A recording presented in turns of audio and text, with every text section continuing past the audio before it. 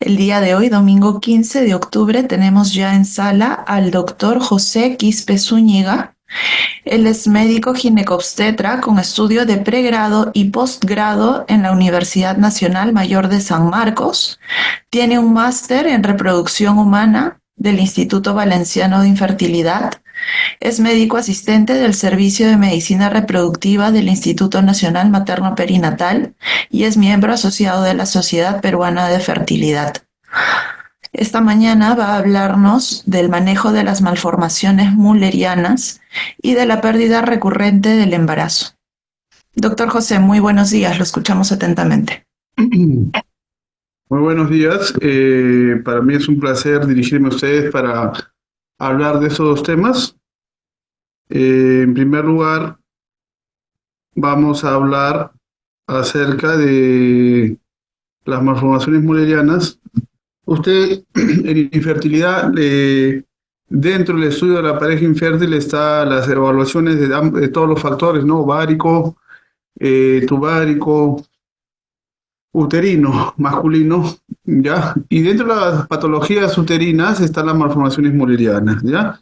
Las malformaciones mullerianas son patologías congénitas, ¿ya? Son patologías que se desarrollan más o menos entre las 6 y 12 semanas. Son patologías, alteraciones anatómicas congénitas, producto de las fallas tanto en la formación, fusión y absorción de los conductos mullerianos, ¿ya? Mientras más temprana se inicia la alteración, más compleja es la patología. Ya si la enfermedad se inicia entre las 6 y 8 semanas, se va a producir fallas en la formación, va a haber las agenesias, la úteros unicornes, por ejemplo, si es en la fusión, entre las 8 y 10 semanas se van a producir las alteraciones de la fusión, los úteros bicornes, los úteros dobles, y a nivel de la absorción, los úteros septados, etcétera, ¿no? A partir de las 10 semanas para adelante, ¿no? Ustedes saben que ambos hemicuerpos uterinos se van a formar, se van a fusionar y van a formar lo que son las trompas, los dos tercios superior, el útero, los dos tercios superior de la vagina, ¿ya? Generalmente la prevalencia es muy difícil de calcular, generalmente la población general se acerca a un 6%. A una mujer con infertilidad es un 7%. Quiere decir que la prevalencia en la mujer infértil es similar a la población general. Sin embargo, en aquellas pacientes con problemas de abortos a repetición, la prevalencia es mucho mayor. Por tal motivo, esta patología se asocia más a abortos a repetición que la misma infertilidad. Por lo que hay una asociación fuerte con aborto recurrente y una asociación débil por infertilidad. Por ejemplo, en una población general, ustedes pueden ver que el útero al 4 es lo más frecuente, es lo que ustedes pueden más ver en las histeroscopías cuando realiza una población que no tiene a veces problema de fertilidad. Y le sigue el útero septado. En la población infértil se ve más útero septado, útero arcuato, bicornio, hipoplásico, unicornio y delfo. Y en aquellas con aborto recurrente se ve con frecuencia útero arcuato, útero septado, bicornio, útero en T, útero unicornio y delfo. Si ustedes pueden ver el útero didelfo y unicornio, se asocian poco, inclusive a aborto recurrente, se asocia a infertilidad. Son estas patologías, el útero unicornio, el didelfo, son las que se manejan prácticamente como si fuera una paciente normal. Para hablar de las malformaciones mullerianas, el quid del asunto de las malformaciones mullerianas es diagnosticar y segundo, obviamente, tratar. Pero dentro de las cosas, un 50% es el diagnóstico, ¿ya? Por lo tanto, ustedes deben conocer los parámetros uterinos, ¿no? Los parámetros uterinos, el primero de ellos es la línea interosteal. Esto se ve en un corte coronal, ya en una ecografía 3D o una resonancia. ¿No? Esta es la línea interosteal, la línea que une a ambos ósteos, la línea uterina externa, la línea paralela a la línea interosteal, ¿ya? Y que es tangencial al borde uterino externo. El grosor de la pared uterina es la distancia entre la línea uterina externa y la línea interosteal. Cuando hablamos de indentación interna, hablamos de una protrusión que va de la línea interosteal a la parte más inferior, ¿sí? Este es el grosor de la indentación interna, ¿ya? Esta es la indentación interna. Se calcula desde la línea interostial, ¿ya? Es una protrusión que viene hacia adentro, ¿no es cierto? Y una indentación externa es una protrusión que viene desde afuera, ¿ya? Se mide desde la línea uterina externa hasta el borde inferior de la indentación, ¿ya? Generalmente, si hablamos de septo, hablamos cuando la indentación interna es más de 10 milímetros. Y hablamos de un útero, ya sea didelfo o bicorne, cuando la indentación externa es más de 10 milímetros, ¿ya? Por lo tanto, ya tenemos dos formas de diferenciar, ya sea un útero septado o un útero didelfo bicorne. En cuanto a la clasificación, es importante que ustedes manejen esta clasificación. Esta es la clasificación clásica y hoy por hoy todavía sigue siendo la más utilizada, ya la más generalizada, la más práctica y la que se asocia más al manejo de cada patología, ¿ya? Hoy por hoy creo que a mi modesto punto de vista, yo creo que todavía es la clasificación de elección que ustedes deben manejar. Tipo 1, hipoplasia genesia, el síndrome Rokitansky, la genesia total del útero, agenesia vaginal, ¿ya? Puede haber un cuerpo rudimentario, ¿ya? El tipo 2, el útero unicorne, que puede tener un cuerno rudimentario o no, comunicante, no comunicante, funcional o no funcional, que son anomalías de la formación. Cuando hay anomalía de la fusión, tenemos el tipo 3, el útero didelfo. Ustedes pueden ver dos cuerpos uterinos, dos cervix separados totalmente. El tipo 4 es útero bicorne. El útero bicorne clásico es aquel con un solo cuello y dos cuernos, ¿sí? El tipo 5 es septado, un solo cuello, el de manera clásica, que le voy a explicar después, que es un septo que puede ser completo o parcial, un solo cuello, un fondo convexo, y el útero 4 donde hay una indentación interna menos pronunciada, ¿no? Y el tipo 7 es el útero dismórfico, el útero enteo hoy por hoy. Sugieren otra clasificación de la R, es una clasificación que se maneja en Europa bastante, ya se maneja en Europa bastante, sin embargo, no hace muchas, agrupa dos patologías que a nuestro parecer son de pronóstico diferente y tratamiento diferente, que es el útero bicorne con el útero didelfo, lo agrupa en uno, ¿ya? Entonces, también tiende a sobreestimar la presencia de los tabiques y las indentaciones externas, ¿ya? Al decir que una indentación interna o una indentación externa es el grosor de la pared más del 50%, es sobreestimar la patología uterina, ¿ya? Por lo tanto, es una clasificación que no se ha llegado a generalizar y, digamos, no es de amplio uso para nosotros. Clasifica tipo 0 normal, tipo 1 dismórfico, que es en T, tipo 2 septado, tipo 3 bicorpóreo, que acá está el didelfo, acá está el bicorne, y el tipo 4 es el unicorne mute, tipo 5 es la aplasia, la genesia. ¿Ya? Lo bueno de esta clasificación es que también subdivide la patología cervical y la patología vaginal, ¿no? Y hace una metodología para clasificar qué tipo 1, tipo C cervical y B vaginal, ¿no? Y por lo tanto podemos organizar mejor los resultados a la hora de hacer comparaciones. El útero normal, tipo 0, el útero T dismórfico, ¿ya?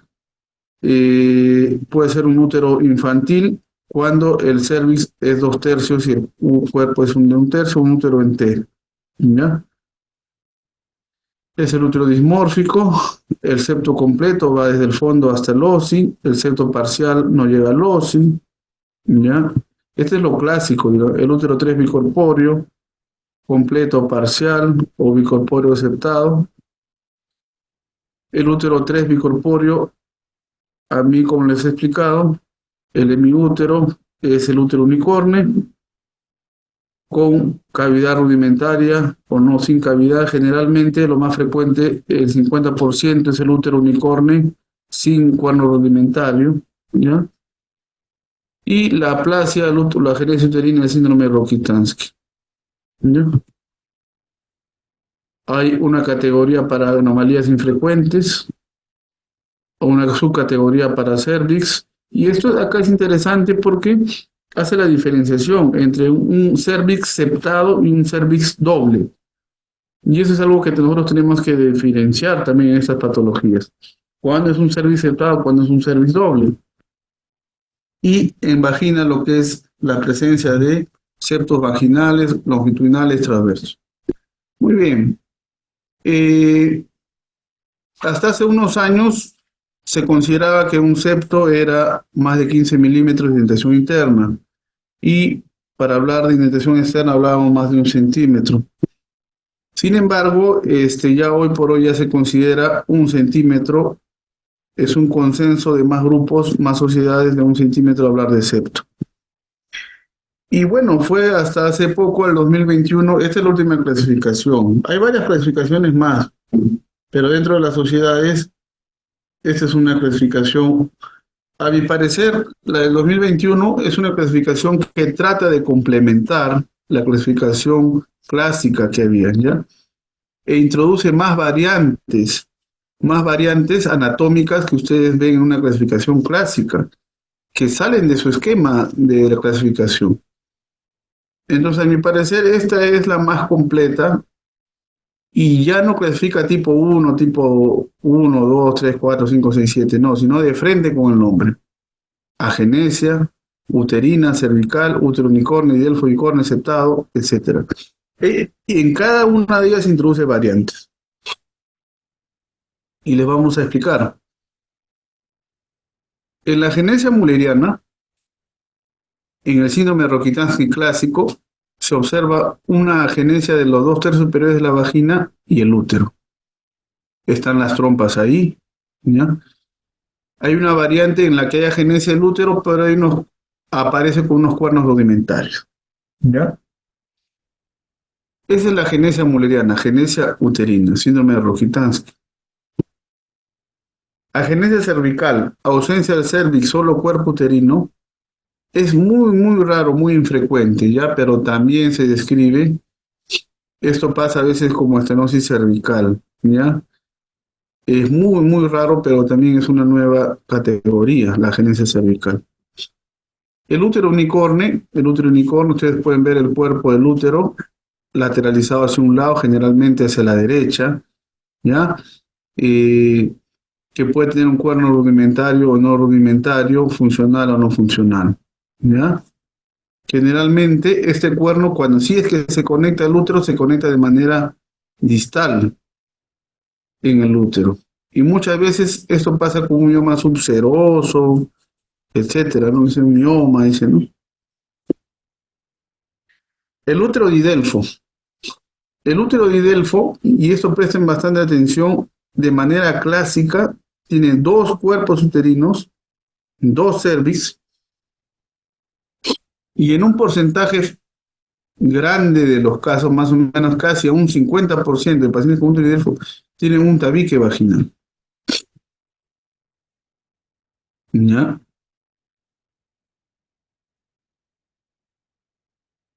Y algunas veces un hemiútero tiene un septo que hace una hemiobstrucción, una hemivagina obstruida.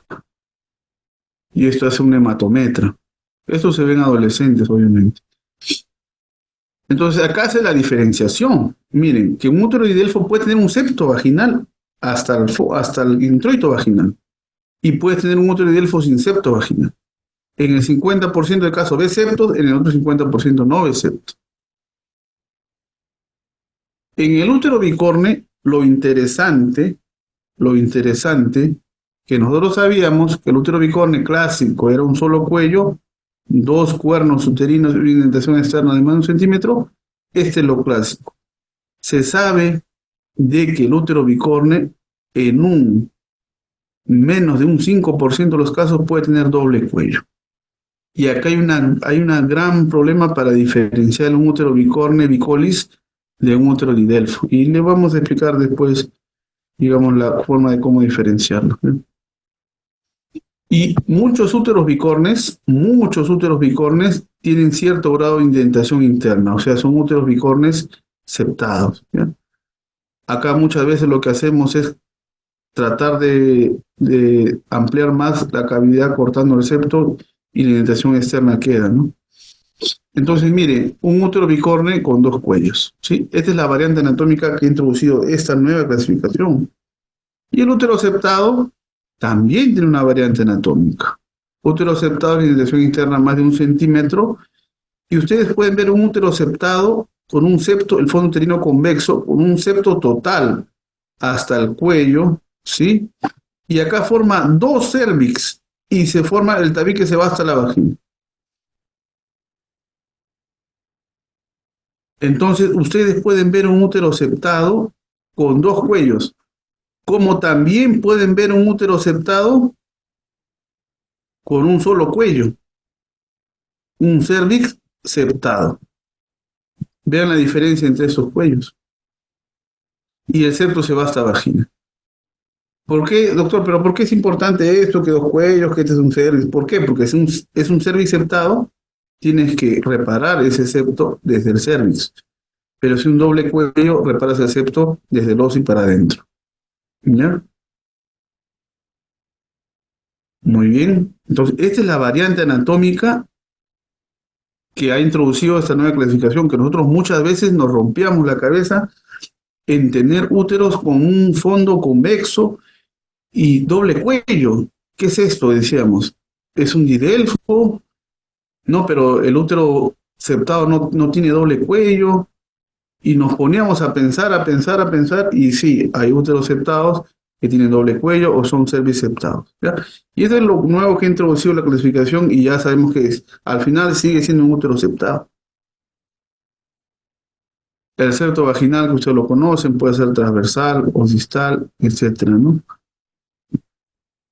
Septo vaginal longitudinal. Cuando ustedes vean un septo vaginal, ¿qué es lo primero que tiene que venir a la cabeza? Por orden de frecuencia, un útero septado, ¿no? Cuyo septo viene desde el fondo del útero hasta el introito. Y lo segundo que tienen que pensar en su cabeza, útero di delf. En el bicorne se ve, ustedes han visto acá el bicorne, ¿se ve septos vaginales? No, es infrecuente ver un septo vaginal en un útero bicorne, ¿ya? Pero sí se da, pero es bien raro, ¿ya? Entonces, anomalías complejas también. Eh, Úteros que no, que hay una displasia a nivel del cervix y no tienen una desembocadura, ¿ya? Muy bien. Entonces, la nueva clasificación del 2011, a mi parecer, permite complementar la clasificación clásica que nosotros tenemos, ¿ya? Con las variantes anatómicas que se presentan. Entonces, el diagnóstico, creo que estamos avanzando bien, ¿ya? El diagnóstico es el 50% del manejo. Primero, evaluar cómo tiene el fondo uterino, el septo, cuántos cuellos tiene y si hay patología vaginal. El diagnóstico puedes avanzar haciendo una ecografía 2D, es un procedimiento fácil, no invasivo, accesible, rápido. Sin embargo, es operador dependiente, no siempre obviamente encuentras el corte coronal, nos va a ayudar al corte transversal. Tiene una sensibilidad de más o menos un 67%, 98% de especificidad, y esto ustedes pueden ver, por ejemplo. Cuando ustedes vean dos cuellos totalmente separados, dos fondos uterinos totalmente separados, tienes que pensar que hay dos cuernos. O sea, puede ser un útero bicornio o un didelfo. Cuando ves que en el fondo hay una separación, pero forman todavía el cuerpo uterino, puedes pensar en un septado, acá también en un arcuato. Sin embargo, cuando llegas a la mitad del útero, acá ves, mire, dos endometrios, dos cavidades, acá en el arcuato no. ¿Ya? Entonces, en el transversal ya puedes tener cierta idea. Si hay una separación, puede ser un útero bicornio, un didelfo. Por ejemplo, esto. Acá estamos frente, en este caso era un útero didelfo. Dos cuerpos totalmente separados en el corte transversal. Sí, hay separación, pero hay cierto grado acá de una indentación. Acá hay indentación, debe ser un útero bicorne. Esto, mire, acá el corte transversal es homogéneo en la figura. Es un corte, un útero septado, ¿no? Y este es un fondo uterino normal, ¿ve? Transversal. Dice, la salpingografía, antiguamente, pues, la radiología, no había resonancia, no había 3D. Y se empezó a usar bastante la radiología, nos daba cierta idea, más o menos una exactitud del 86%. La desventaja, pues, que era doloroso, operador dependiente, no te permitía definir bien el bolo uterino externo, ¿no? En el Rokitansky, ¿se podría hacer histerosalpingografía? No. ¿Por qué? Porque no hay cuello. En la ecografía 2D tampoco, no te ayudaba mucho el síndrome Rokitansky.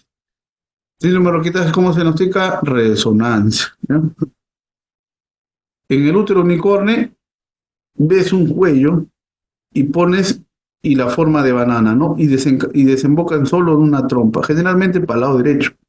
Este es un útero unicorne clásico, sin cuerno rudimentario. Esto se ve en cirosalpingografía y muchas veces el útero unicorne pasa desapercibido en una ecografía 2D normal. Acá, por ejemplo, el radiólogo ha tenido que canular los dos cuellos, un cuello izquierdo, cuello derecho, izquierdo, y poner todo ese contraste y ver que cada uno desembocaba en una trompa. Esto puede ser muchas cosas hoy por hoy, ¿ya? Pero si ven dos cuellos, lo más frecuente es que sea un útero didelfo, ¿ya? Didelfo, ¿sí? Útero doble. Acá, por ejemplo, hay un solo cuello y ambos cuernos que se van a ambos lados y este ángulo de separación entre ambos cuernos es más de 105 grados. Acá probablemente es, hay que evaluar cómo está el fondo uterino externo, no se puede dar un diagnóstico, esto puede ser tranquilamente un útero arcuato, pero puede ser un útero bidelfo también, bicorne, perdón. Acá, por ejemplo, ven ustedes, hay un solo cuello, hay dos cuernos, pero la separación es menos de 75 grados, ¿no? Es más angulado, ¿no? Es menos angulado, perdón. Y esto es sospechoso de un septo, es un septo total porque casi llega al óseo, ¿ya? Esto era lo que hacía la radiología, pero no nos permite ver el borde uterino externo. Si aquí hay una indentación interna, estamos frente a un útero bicorne, si no, es un útero septado. Cuando el ángulo es menos 75, probablemente estemos frente a un útero septado. Cuando el ángulo es más de 105, probablemente un bicorne. Cuando estás en el medio, puede ser ambas cosas, ¿ya? Este es el útero arcuato, en silla de montar, ¿no es cierto? Este es el útero en T, esterosalpingografía. Y bueno, con el pasar de los años, pues apareció la resonancia y la ecografía 3D, ¿no? Y la ecografía 3D tiene varias ventajas, ¿no? Bueno, no es muy accesible, en todos los ecógrafos no todos tienen 3D, pero es más económico comparado a una resonancia, ¿no? Te permite evaluar el borde uterino externo, te permite evaluar el endometrio, te permite evaluar los ovarios, la reserva ovárica, etcétera. ¿Ya? Pero necesitas experiencia en el 3D y necesitas que la patología no se aleje de la línea media. O sea, mientras más está alejado la patología de la línea media, hay más dificultad en la ecografía 3D. ¿Ya? Y mira, puede llegar hasta un 98 o 99% de sensibilidad y especificidad. ¿Ya? Es bueno que ustedes recuerden pues los parámetros, ¿no? Que habíamos encontrado, indentación externa más de 10 milímetros, indentación interna más de 10 milímetros, ¿no? Esto, por ejemplo, una ecografía 3D, ¿no es cierto? Cavidad uterina triangular, normal, línea interostial, acá el borde uterino externo convexo, normal, un solo cuello. Acá, por ejemplo, ven acá la línea interostial, la indentación interna menos de 10 milímetros, esto mira es redondito, este es un útero arcuato, ¿ya? Borde uterino externo. Si no hay otra patología más, en pérdida recurrente lo puedes tratar, ¿ya? Puedes operar esto, puedes horizontalizar esto. Si es solo infertilidad, esto no se toca. Acá, por ejemplo, ustedes pueden ver línea interostial, indentación interna, más de 10 milímetros. El borde uterino externo es convexo, ¿ya? O sea que es un cervix único, es un útero septo parcial. Acá, por ejemplo, borde uterino externo convexo, indentación interna que va hasta el OSI, hasta el cuello inclusive, es con un cervix septado inclusive. Este es un útero con cervix total y cervix cervical, ¿no es cierto? Acá, por ejemplo, pueden ver una indentación externa, perdón, más de 1 centímetro, dos cuerpos uterinos, y si vemos acá un solo cuello, estamos frente a un útero bicorne.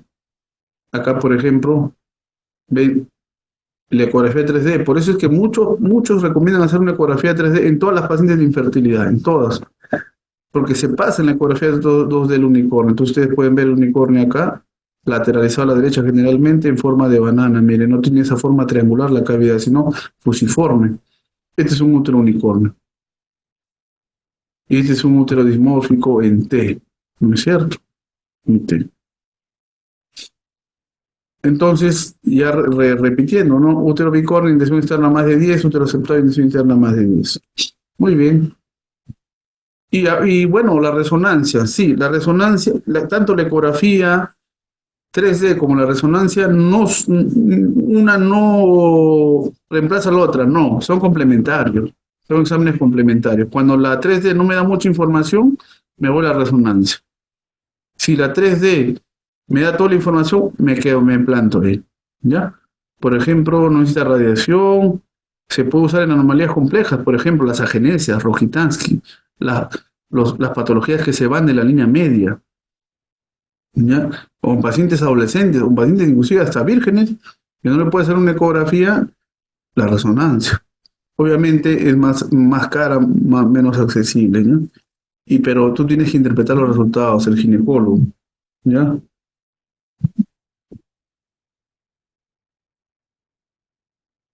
Estoy editando. Escribe. Muy bien. Por ejemplo, mira, este síndrome de Rokitansky, ¿no? Le había explicado que hay una variante con dos cuernos rudimentarios, síndrome de Rokitansky, trompa, ovarios. A veces acá al fondo no hay útero, no hay nada. En la resonancia no hay nada, no hay cuerpo uterino. Lo que se ve en la resonancia es un tejido medio pseudomixoide a nivel de la cúpula vaginal. Y no solamente en la resonancia, sino en la ecografía 2D. Cuando ustedes hagan una ecografía en Rokitansky, van a ver que hay un tejido pseudomixoide acá en el fondo en el fondo de la cúpula. Y no saben ustedes qué es. Esto se ve en Rokitansky. Esta es la ecografía pélvica, mira, ovarios, la longitudinal, y no hay nada. No hay nada. Y este es el tejido pseudomixoide que les había dicho. Esto se ve en Rokitansky, ¿ya? Es un síndrome de Rokitansky. La resonancia es de elección, obviamente, en el síndrome de Rokitansky. Útero ausente, evalúa la vagina, ve si es que hay cuernos rudimentarios o no, los ovarios, visualización de otras patologías como los riñones, etc. En la resonancia, por ejemplo, útero unicornio, como le dije, jala siempre para la derecha habitualmente, ¿ya?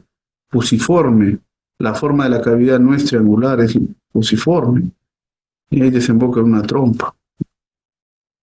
Generalmente aislado es lo más frecuente, o sea, útero unicornio sin cuerno, pero también puede haber un cuerno rudimentario no cavitado, cuerno rudimentario cavitado no comunicante, y cuerno rudimentario cavitado y comunicante se den 10%. Y bueno, por ahí hay la teoría de la migración espermática, ¿no? Que por qué me se embarazó en ese cuerno si no estaba comunicante, porque el espermatozoide viaja por otra trompita, se da una vuelta olímpica y entra por otra trompa y embaraza el otro cuerno, ¿no? Bueno, es una explicación, ¿no? Muchos de estos pacientes debutan con hematometria en el cuerno, no comunicante, hacen embarazos en ese cuerno, no lo consideramos ectópicos, no comunicante. Pero una vez que haya clínica, este cuernito lamentablemente vuela, ¿no?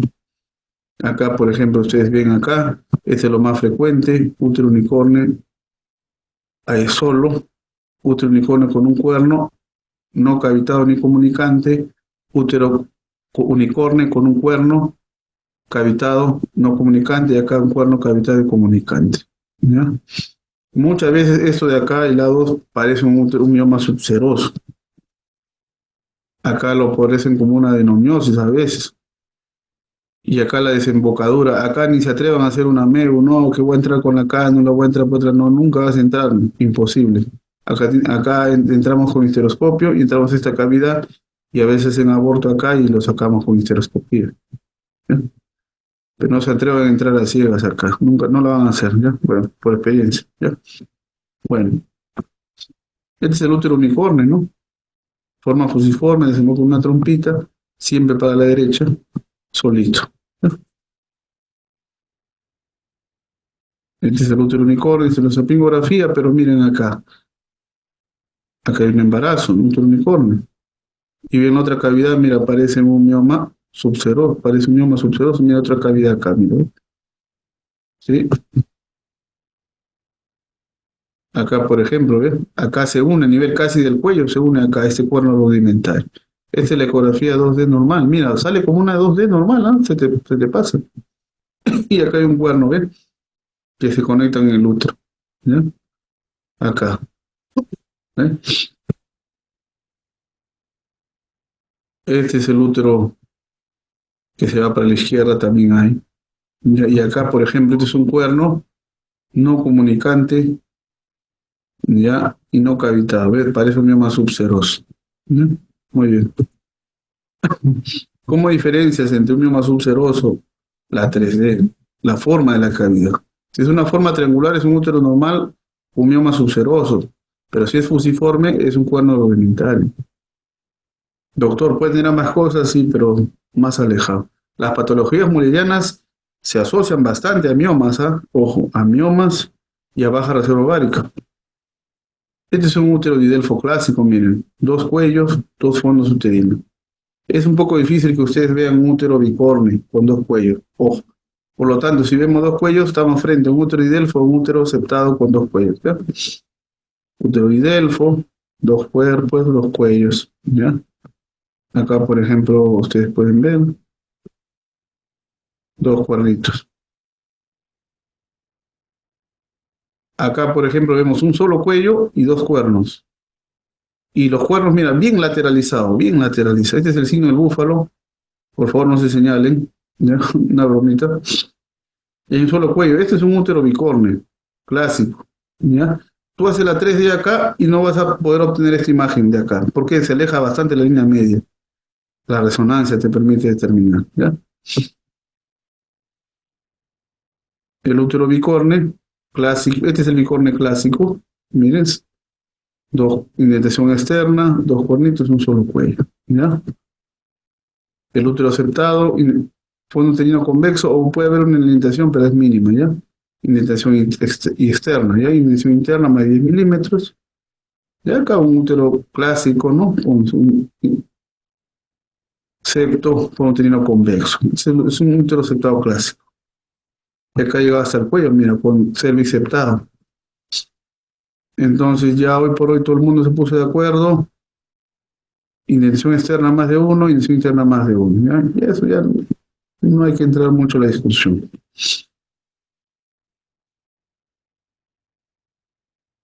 Y este es el útero acuato, ¿ya? Útero acuato, ven una indentación interna leve, poco pronunciada y un solo cuello, ¿ya? El útero en T, resonancia.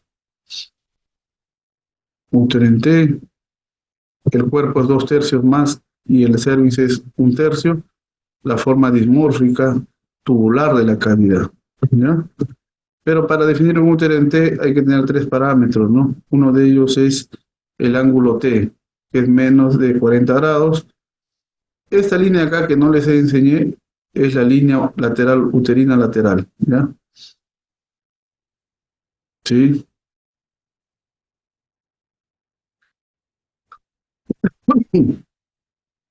Y este de acá, esta distancia entre la indentación y la línea uterina lateral que va desde el ostium hasta el osi, cuando es más de 7 milímetros estamos frente a una indentación lateral, ¿ya?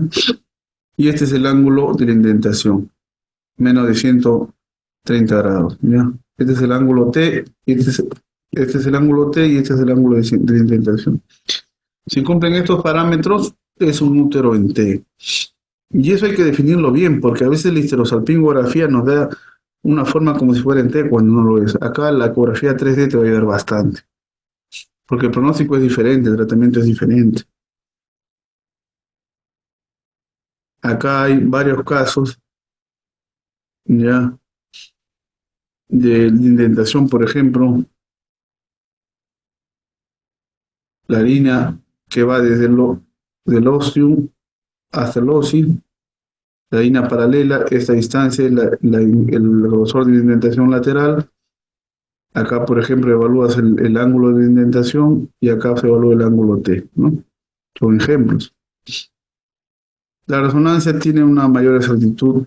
Definitivamente la resonancia podríamos decir que es más guerrera que la 3D. Definitivamente, eso no está en punto de discusión. La resonancia te permite evaluar más cosas que la ecografía 3D y definir casos un poco más severos, ¿ya? Por ambos, los dos se complementan. Sin embargo, el examen de elección es la ecografía 3D. De elección, ¿por qué? Porque es más económico, más barato, más rápido y te permite diagnosticar muchas patologías. Si no se puede, pasamos una resonancia o algunas veces, si no podemos hacer resonancia, hacemos una laparoscopía más histeroscopía, ¿ya? Que es el gol estándar en realidad, ¿ya? Este es el útero unicorne, solitario, no hay un cuerno rudimentario, ¿ve? Desemboca en una trompa. Acá el útero unicorne con un cuerno rudimentario. Pareciera que fuera no comunicante porque está medio pediculado. Y acá desemboca la otra trompa. En este cuernito desemboca la otra trompa. Eso es lo que diferencia el mioma subseroso. Este es un útero didelfo. Dos fondos uterinos separados. Acá la diferencia es que cuando el útero didelfo, el bicorne, en el bicorne hay tejido graso. Acá no, que es un tejido fibroso, ¿no? Útero bicorne, forma de corazón, hay para todas las doctoras románticas, ¿no? Lo clásico, indentación externa más de 1 centímetro. En el bicorne, como dice, hay bicornes completos, bicornes parciales, bicorne parcial, bicorne completo. Se ve tejido graso. Y esto en la laparoscopia, tú ves esto, este es un útero bicorne. Y en la resonancia también te pone densidad. ¿Qué densidad está acá? Si es grasa, es bicorne. Acá una imagen en la que se ve un útero arcuato en esterosalpingografía, mira indentación corte transversal, acá hay una indentación chiquita y fondo uterino normal. Acá no, acá el septo es más grueso, el ángulo es menos de 75 grados, más pronunciado. Acá ves, por histeroscopía es más vertical, más delgado es el septo y acá ves fondo uterino normal. En cambio acá no, miren, acá en el corte transversal ya hay una cierta separación de los cuernos, acá el ángulo es más de 105 grados, ¿ya? Acá se ve dos cavidades que se van izquierda para derecha, acá te puedes emocionar, puede ser que es un septo, y en algunos casos hemos tenido casos de perforación, y acá ves la laparoscopía, fondo uterino externo con indentación, entonces un útero bicorne parcial, ¿no? Entonces tú tienes que, la ecografía 3D acá te va a ayudar bastante, ¿no? Muy bien.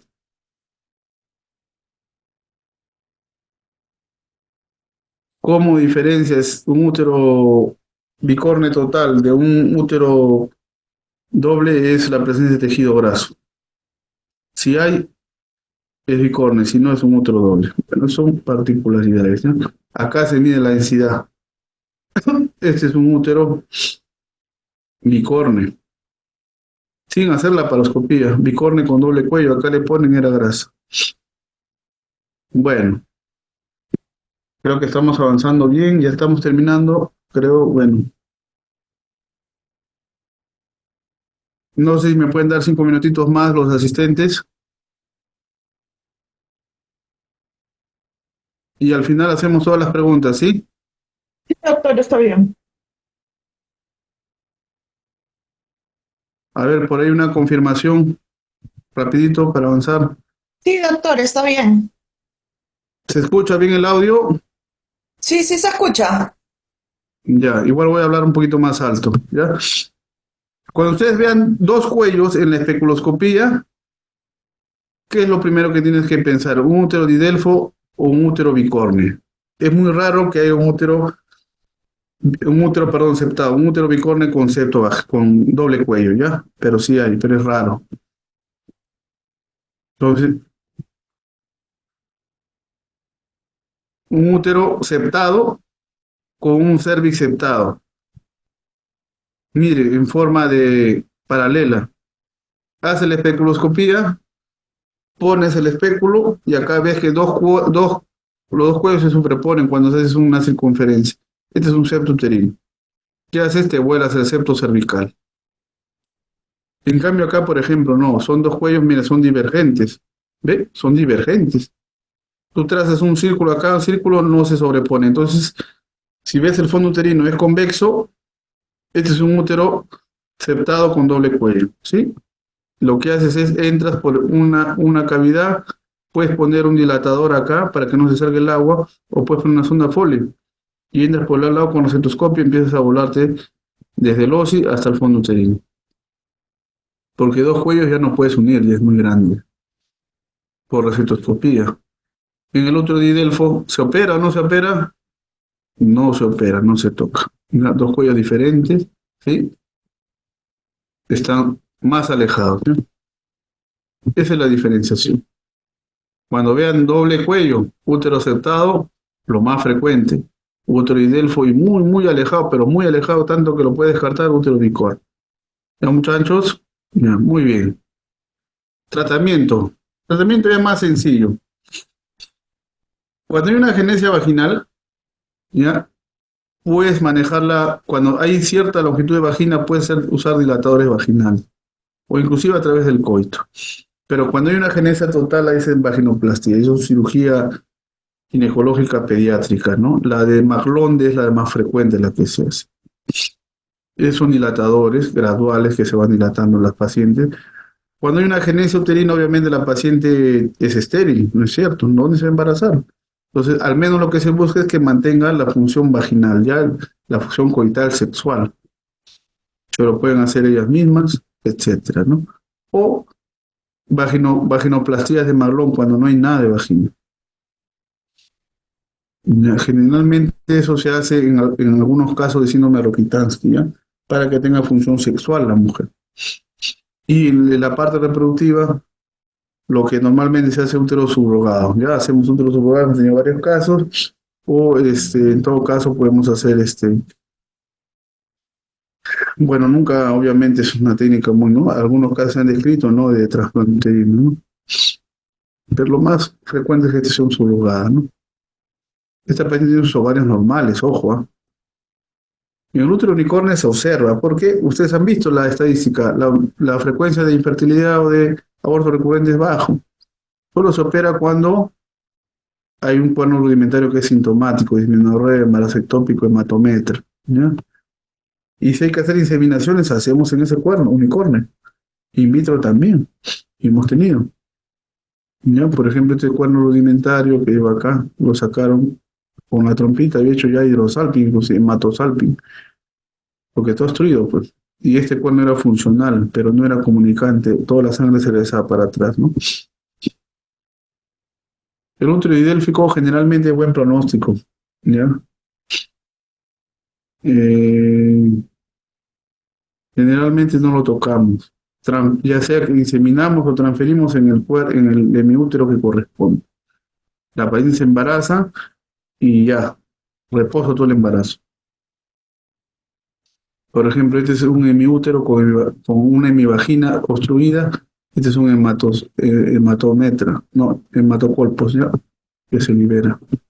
En el útero bicornio, generalmente no es causa de infertilidad, generalmente se usa en aborto del segundo trimestre.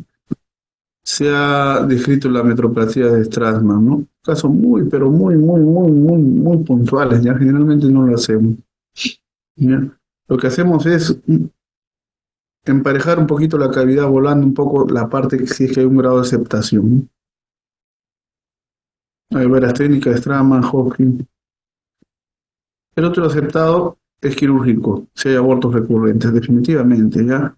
Todos los estudios, análisis, metaanálisis, pentaanálisis, exanálisis, todo lo que ustedes imaginan, ha demostrado que hay una mejoría en las tasas de embarazo, disminuyen las tasas de aborto, ¿ya?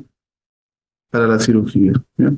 Por ahí salió un estudio randomizado de Riken, que por ahí todo el mundo empezó a decir que no hay que operar, ya porque las tasas de embarazo evolutivo, aborto, todo eran igual, operando, no parando, pacientes que tenían aborto recurrente, infertilidad, pérdida del segundo trimestre.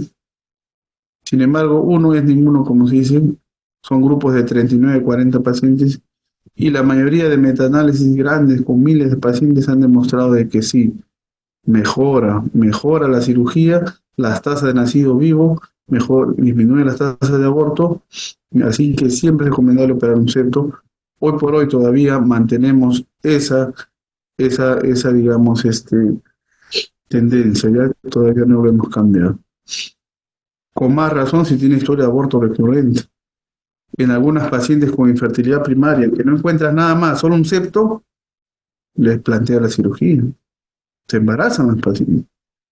O en aquella paciente que no busca embarazo, que no tiene deseo genético, que tiene un septitis, te viene a la consulta, doctor, ¿qué hago? Puedes plantear la observación o puedes plantear la cirugía. Y hay más controversial. Las técnicas quirúrgicas generalmente son varias, ¿ya? Idealmente se opera esto, si es más grueso el septo, se opera con recetoscopio, ¿no? Este es el asa de Collins, ¿no? Si es cervix septado, te vuelas el cervix, entras hasta adentro. Si es un cervix doble, te vuelas la parte interna del septo. Y el tabique se reseca, etcétera, ¿no? Muchas gracias.